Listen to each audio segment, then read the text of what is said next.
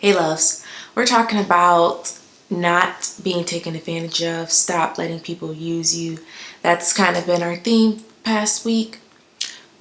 So I have a story time to share before I have my interview. Y'all know I stay getting a new job.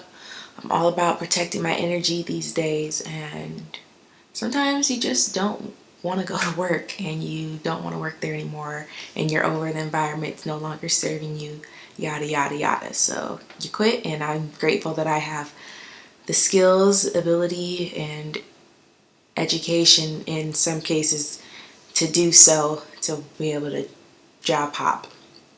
But anyways, I was grabbing lunch with someone and they were sharing with me how they have a new boyfriend, and we were eating pho, which is one of my favorite soups ever. And she was sharing how he asked her to move in with him and she obliged. And then she discussed how she is helping pay the bills, pay the rent, because he's renting a house, and she pays 50-50 on all of the expenses they have: groceries, bills, the rent. And I'm not expressing my opinion because she didn't ask. I'm just thinking about this. So you're moving in with a grown man in his 30s who has been taking care of himself, paying for his expenses, his bills, and his home prior to you moving in, and now you are expected to pay half of what he was already paying full before you moved in. That is confusing to me. I don't understand the logic in that. So again, I'm just quiet until she asks, what is my opinion? What do I think of that? And I said, that's crazy. You're being taken advantage of. He's using you for your money, your energy, your sex, your body. I'm sure you're helping cleaning up and you're probably cooking. And he's getting all this for free because he's making you pay to live there with him. But you're doing all these other things that he was doing by himself alone before you moved in. And I said, this is crazy. I can't believe you're doing this. Like, this makes me think that you're kind of struggling with your self-esteem, because why do you need to be validated by moving in with someone to know that you're worthy of commitment or that you're worthy of a partner or love? You don't need to move in with someone and pay 50% of whatever expenses they were paying before you moved in to prove to someone that you are a good girlfriend or that you deserve to be with them. And I learned two things from that. And then I finished it off with, and because I could tell she was getting uncomfortable, her face was like she was starting to, I don't know if she was either recognizing what she was doing or she was uncomfortable in the sense of she knew it was weird, but she wasn't ready to leave because she needed that commitment in the sense of, I know he's going to be with me and I'll do whatever it takes to stay with him. So I'd rather deal with that than be alone. So I stopped and I finished it off by saying, don't let my standards sway your relationship. If you're okay and you're happy with this, then keep going. But to me, it doesn't make any sense. And that's what I always share with you all. Just because I said something doesn't mean it should change your perspective on your relationship, unless you understand what you were doing previously isn't the best for you, isn't in your best interest. So then that's when it's time to reflect and make some changes. But if you're okay with it, you're all two thumbs up, then keep it going by all means. So I changed the subject and we started talking about something different. But I wanted to share with you all because there's so many of you out there who are living with someone who was doing just fine before you got there. And now all of a sudden that you are cooking for them, you're cleaning, doing his laundry, helping out, You are making sure he's getting to work on time, helping out, encouraging him, basically being his therapist and his life coach. And then you're also having sex with him whenever he wants, probably, and I'm guessing vice versa. And then you are spending all of your energy is going into him. Like, you're in that same environment. You're cohabitating in the same place. So however they're feeling may rub off on you, and what you're feeling may rub off on them.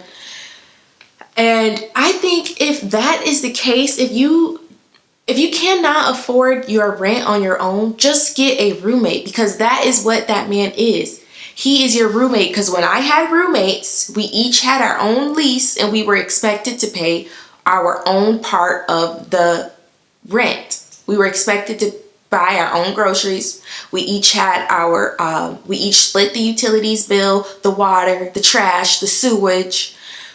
We were going 50-50 because we had no benefits to each other, except for we were going to get this building for a cheaper price than what if we were to live on our own and have to pay $2,500 a month versus $1,500 a month or $1,300 a month. Why not just move in with a roommate? Why move in with a partner and doing all this extra stuff? Because when you live with a roommate, you clean up after yourself, you get yourself to work on your own, you wake yourself up, you sleep in your own bed, you do everything on your own, unless you guys have an agreement where maybe you cook Monday, Wednesday, Friday, I cook Tuesday, Thursday, and Saturday. So what is the benefit of a cohabitating, living with a man who is expecting you to pay for half the rent and all the other bills and groceries? What are you getting out of that? And I just want you all to really think about that. Are you just getting the feeling of, oh, someone is with me, I'm in a relationship with someone, I get to have sex with someone, and it's not even gonna be safe sex, because what man wants someone to move in with him and he's not dibbling and dabbling with other women? And maybe he's not, but that's because he feels secure enough to know you're not going anywhere, so he doesn't have to go outside and be rejected by the women he really wants or the women he wants to have a chance with. So he's going to take his ego and pride and keep it inside and go back home with you, because he knows you'll be there when he's ready to come home and do what he wants to do. I don't know any logical man who's on his grind who would want a girl to move in with him and tell her if she's going to stay here, she is expected to help out with 50% of the bills, especially if she can't even afford 50% of the bills. This girl could not afford that. She was working as a hostess at a restaurant. She could not afford to pay 50% of the bills. That's just wild to me now that I'm thinking of it, that she couldn't even afford to pay 50% of the bills. So she's not going to have any spending money on her own. She's not going to be able to save for her business if she wanted one. She's not going to be able to save to buy something special. And I know a guy like that is not going to be giving you spending money. He is not going to be giving you money so you can have extra from what you made at work. We know he's not. This is just another warning out there. Stop letting people take advantage of you. There's no other way around it. That man is completely taking advantage of her and using her time, energy, her body, her services, because she's cooking, cleaning, lifting him up. She's the life coach. So he's getting the good deal.